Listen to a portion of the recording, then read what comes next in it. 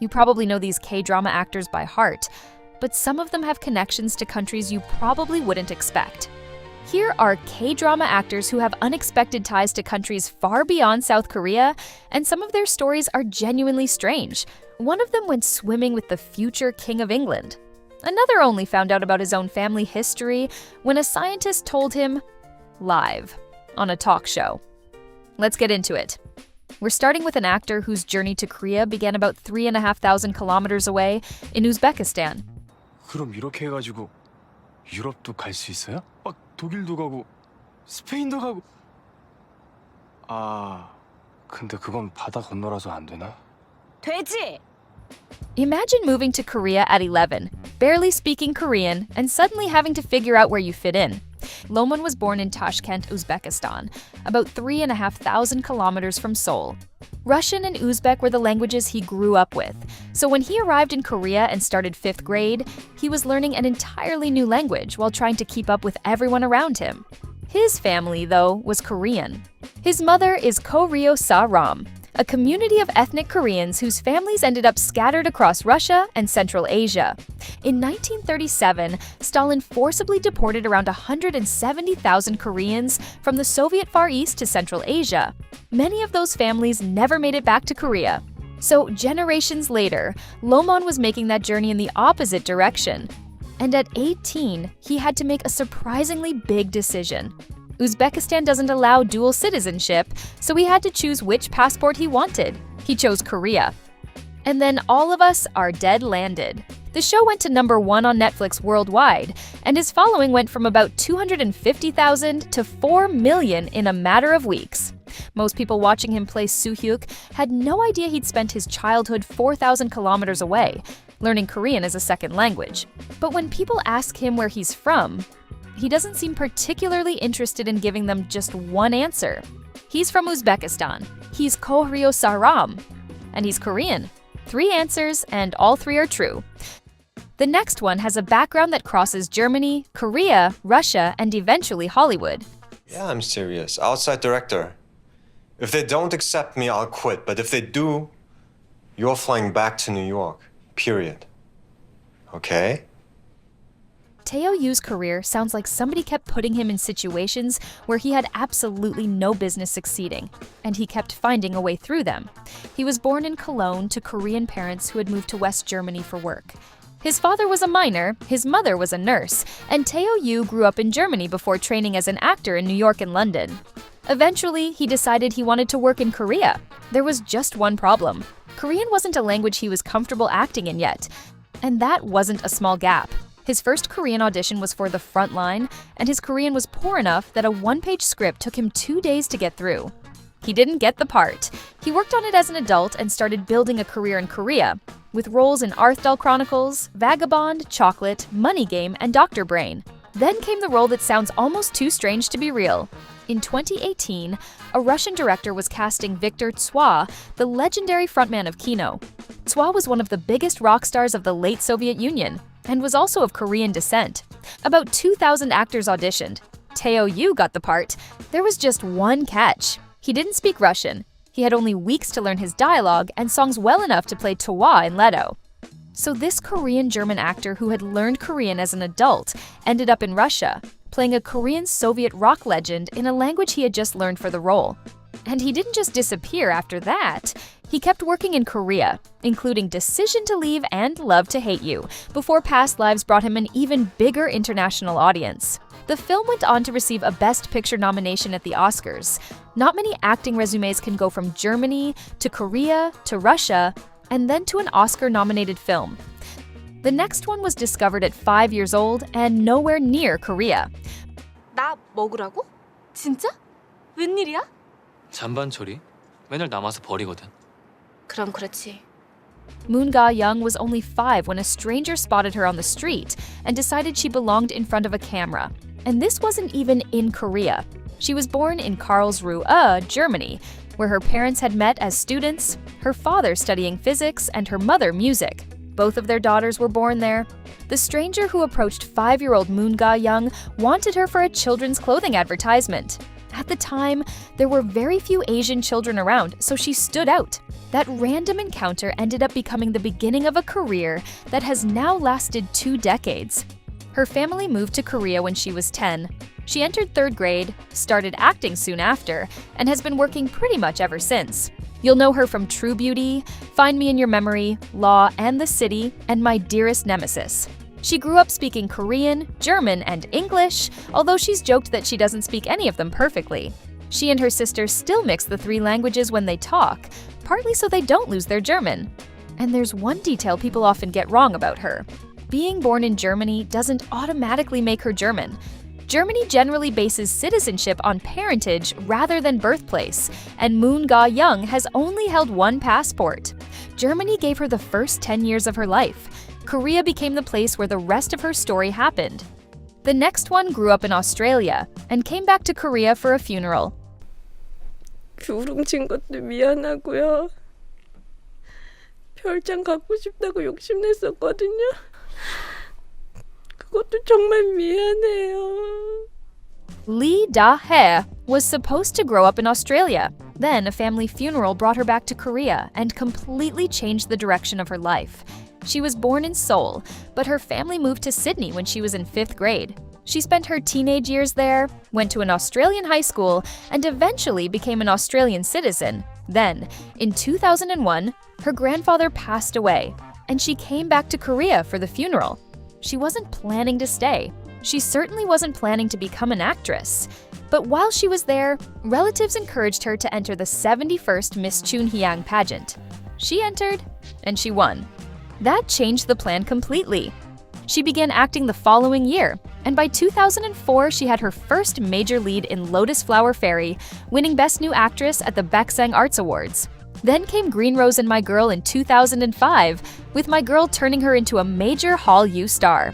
She went on to Chuno, Miss Ripley, Hotel King, and other major dramas, while also building a career in China and becoming known for speaking Mandarin in her Chinese language projects. She came back to Korea for a funeral and left with an entirely different life. The next one came to Korea for 1 semester and never went home. 23일 새벽 2시 그랜드 호텔 뒷골목에서 포르쉐 자해공갈 했지?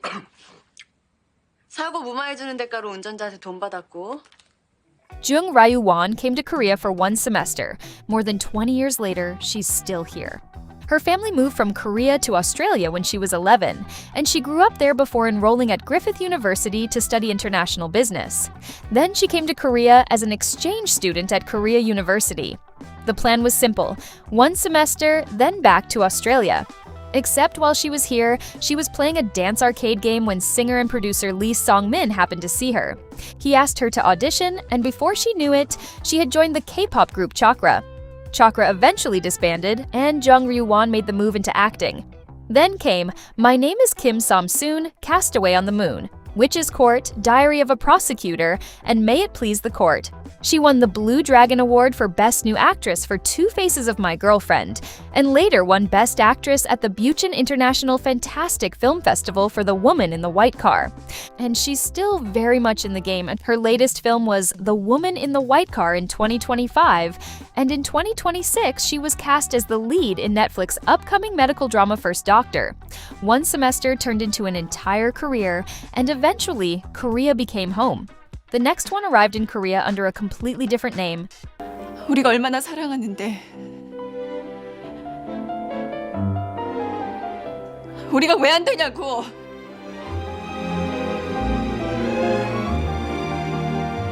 여기까지 얼마나 힘들게 왔는데.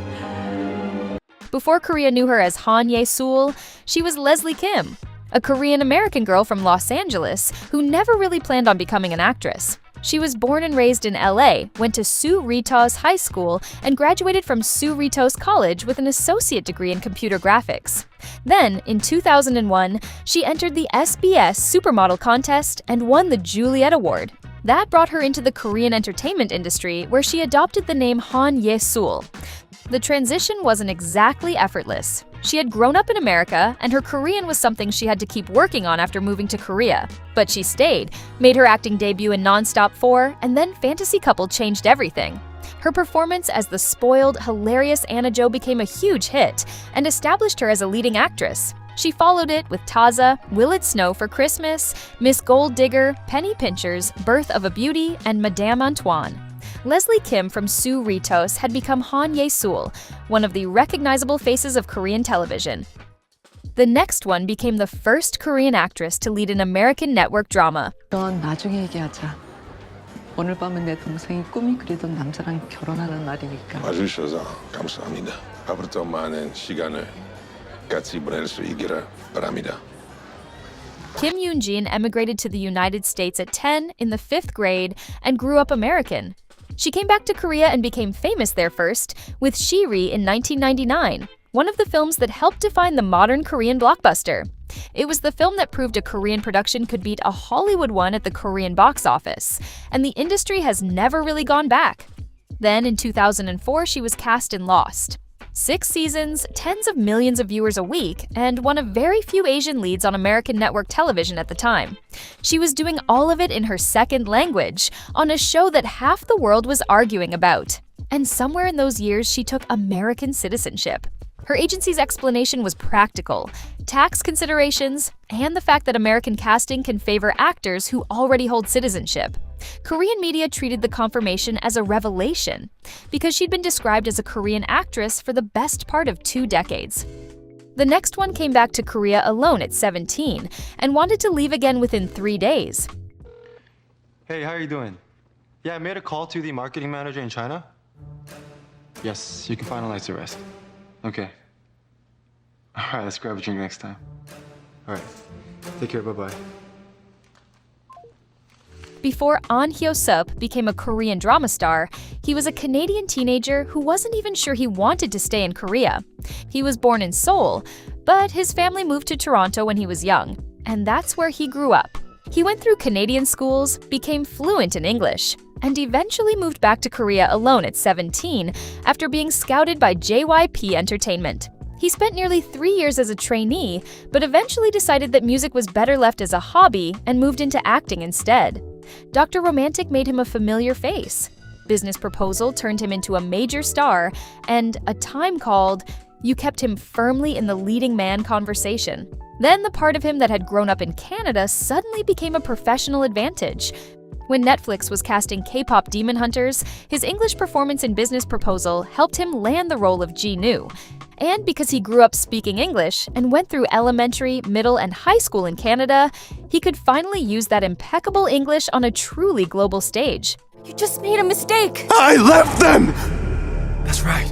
I lied to you. I only made a deal with Kima to get myself out of that miserable life. Director Maggie Kang had been auditioning voices for Ji-nu for a long time without finding the right one. Then she happened to watch Business Proposal and sent An Hyo-seop a handwritten letter asking him to take the part. It was his first time doing voice acting in English, and he ended up giving them more than a voice. He recorded in Korea while the Sony Pictures team directed him over video, and they filmed him while he worked so that his facial expressions could be used in Ji-nu's animation. Doing that with only your voice, in your second language, on your first attempt, is not a small thing. And here's the part that's genuinely strange. It was a voice role. Nobody ever saw his face in the film. And it still opened doors that 10 years of Korean drama hadn't. In January, he appeared on The Tonight Show, starring Jimmy Fallon, and then on The Today Show. In March, he was at the 98th Academy Awards, where K-pop Demon Hunters won Best Animated Feature and Best Original Song. In May, he walked to the Met Gala as a Valentino ambassador, in a suit built around traditional Korean knot detailing, and he was the first Korean actor officially invited to the Met Gala in 11 years. He also released a single with Khalid, which charted on American Spotify. Not bad for a job where nobody could see him. Every one of them so far has known where they came from. The next one had no idea until a scientist told him on live television. 생일 음력 11월 초다세 사수자리 A병 미혼 집은 전세 차는 필요하면 곧 과거 깔끔 명함은 아직 보고 싶었어요. Lee Dong-wook found out something very strange about his family history while sitting on his own talk show. And apparently, even his mother didn't know. It happened in January 2020, when Lee Dong-wook was hosting Wook Talk and had invited forensic medicine professor Yoo Seung-ho from Seoul National University.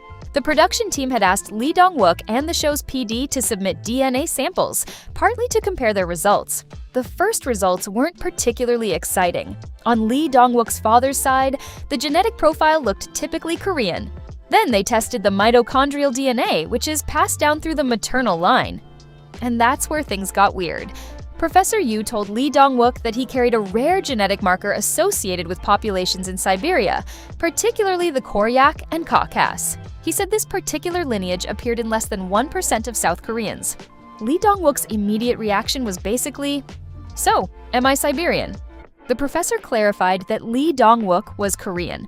The test simply showed this unusual maternal genetic lineage.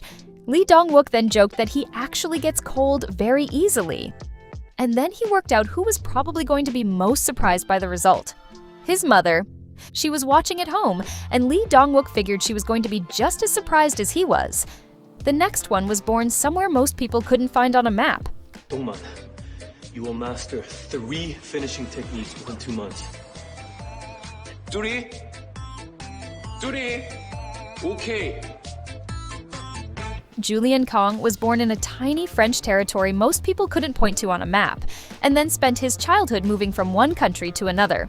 He was born in Saint-Pierre and Miquelon, a group of French islands sitting just off Newfoundland. His father was Korean, his mother was French, and he lived there until he was 5. Then came Spain and the Canary Islands, then Vancouver, where he spent his teenage years and young adulthood, and Madeira along the way. By the time he was grown, Canada felt like home, and he spoke English, French, Spanish, and Portuguese. Not because anybody sat him down to teach him, but because he kept having to.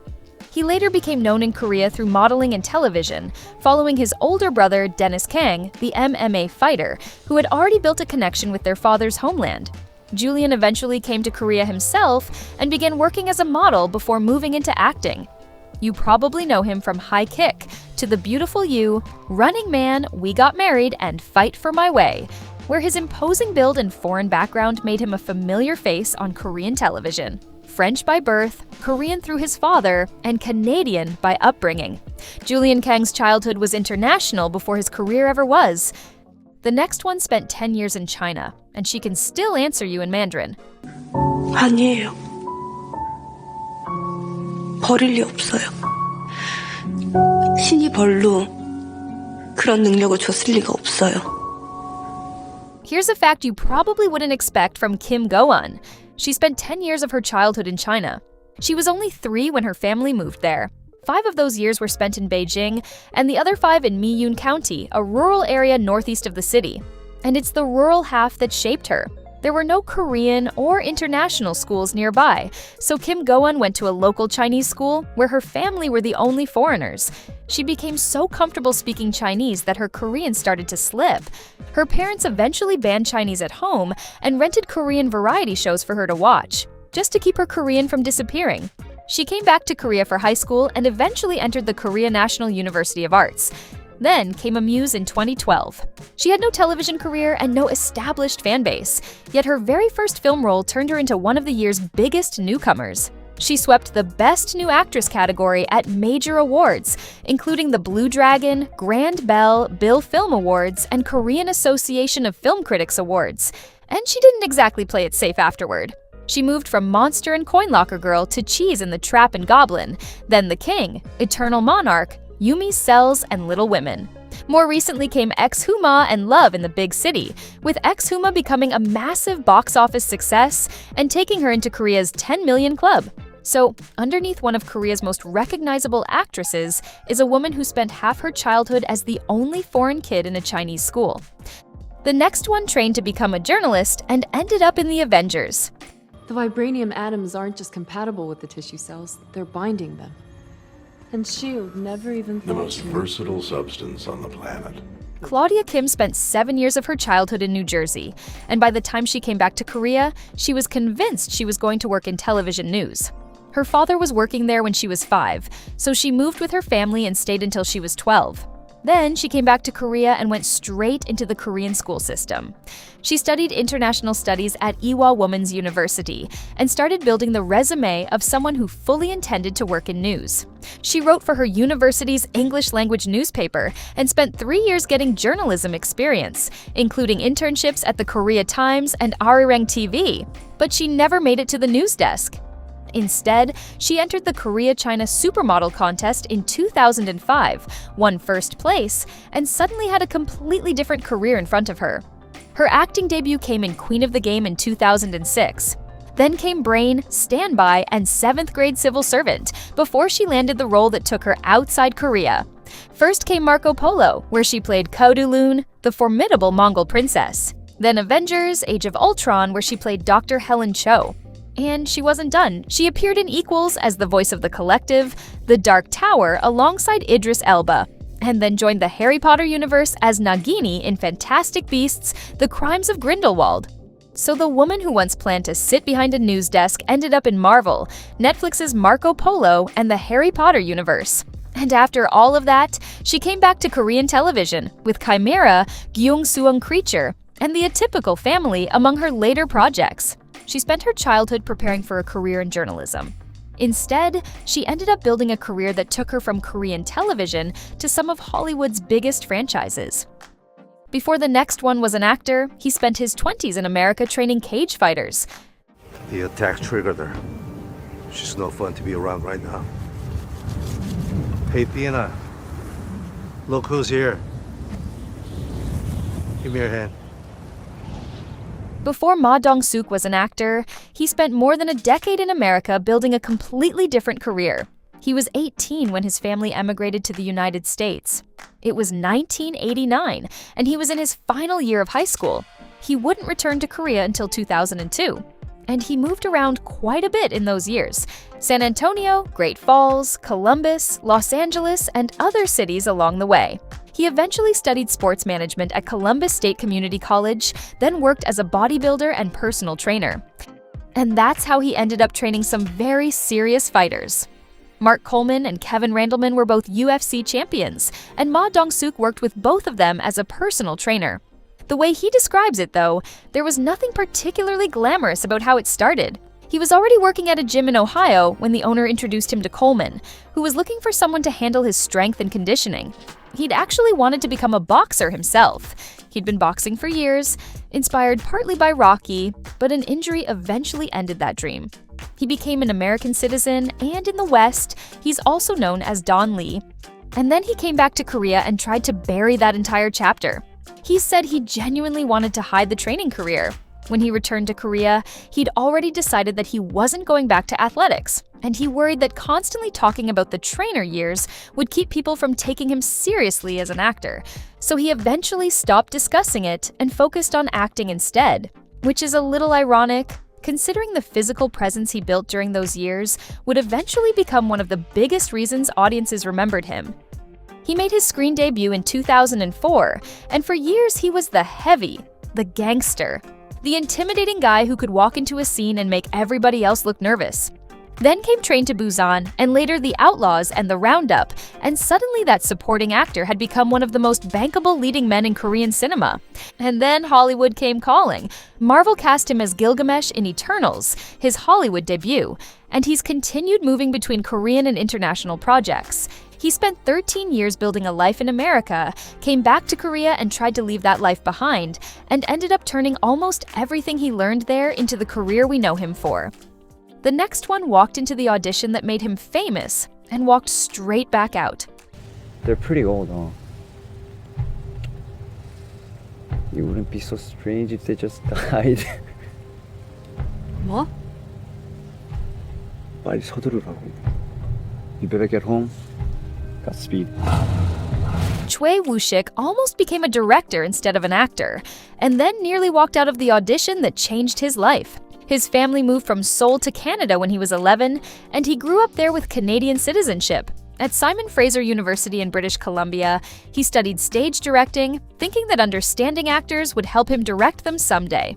Then he came back to Korea in 2011, and someone convinced him to audition. He had no acting training. When he walked into the audition room, he saw the other candidates doing wushu and tumbling and immediately thought, "What am I doing here?" So he left. Someone actually chased him down the street and asked why he'd come all the way from Canada just to walk away. They convinced him to go back in and try. He did, and he passed. 14 years later, he was part of Parasite, the film that won the Palme d'Or at Cannes and 4 Academy Awards, including Best Picture. And his career didn't stop there. He went on to Train to Busan, The Witch, Our Beloved Summer, A Killer Paradox, and Wonderland, becoming one of the most recognizable Korean actors of his generation. The next one comes from a family who named their children after whichever city they were born in. 나는 어떡하라고? 난 너한테 속은 게 너무 분해서 방송이고 나발이고 아무것도 못하겠는데 나는 어떡하라고? 그래 내가 다 잘못했어. 미안해. Kim Ji-seok came surprisingly close to being named Resurrection. And that's not even the strangest part of his childhood. His grandfather was an independence activist who spent years moving around Manchuria, and he had a very unusual way of naming his children. Wherever they were born became their name. One became Kim Beijing, another became Kim Jong-chun. Kim Ji-seok's father was Kim On-yang, and a cousin born in London became Kim London. The tradition was so strong that Kim Ji-seok's older brother, who was born in Shinsa-dong, was apparently almost named Kim Shinsa. Then Kim Ji-seok was born around Easter. His father suggested Kim Bu-hwal, which means resurrection. His mother said absolutely not. His real name became Kim Bo-suk instead, although you know him by his stage name, Kim Ji-seok.